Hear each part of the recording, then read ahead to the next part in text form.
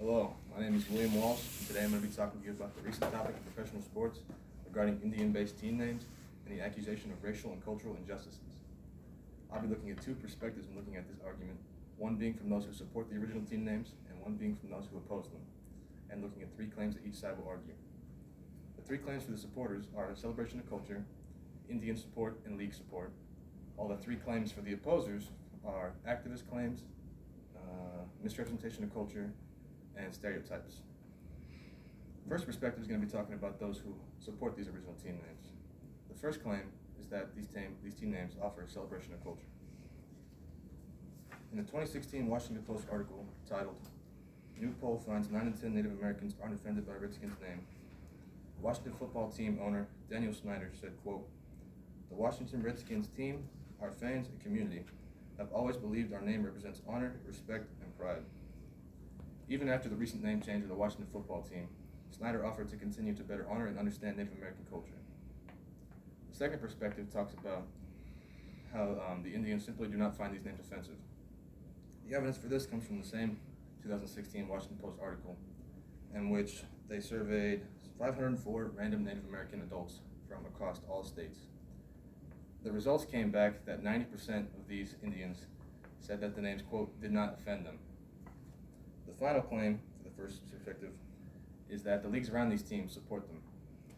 In a 2018 Washington Post article titled, "Roger Goodell's Opinion of Redskins Name Unchanged After Chief Wahoo Decision," Goodell said, "This issue has been around for several decades, if not longer, and I think the interesting thing is that owner Dan Snyder has really worked in the Native American community to better understand their perspective." My second perspective is from those who oppose these original team names. The first claim is that these names are racial slurs and should not be professional sport team names. Activist and Alumni Native founder Crystal Echohawk said in a 2020 NPR.org article titled, "Sports Teams Considered Changing Team Names Amid Racial Reckoning," she said, quote, Terms like Redskins and Blackhawks are a dictionary-defined racial slur. Redface is blackface. Misrepresentation and offensive actions toward Native Americans will not be tolerated anymore." My second claim is that even if these team names are used for good reasons, they still misrepresent culture.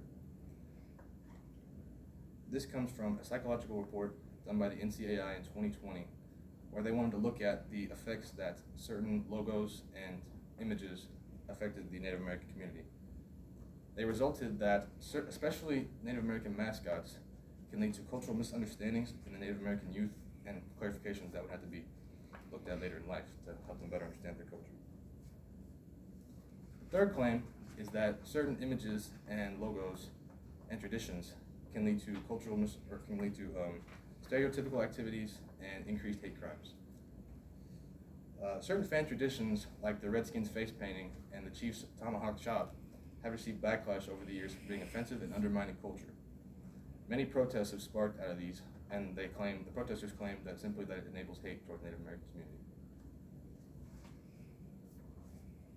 So, in conclusion, the supporters claim that it's a celebration of culture, the Indians support them, and the league support them, while the opposers claim that it is a racial slur, misrepresentation of culture, and it can lead to subconscious stereotypical activities. So, are these team names a celebration of culture or a symbol of a racist origin? With team names changing, it is most certain that these team names, or with times changing, it is most certain that these team names will be looked at towards change as well.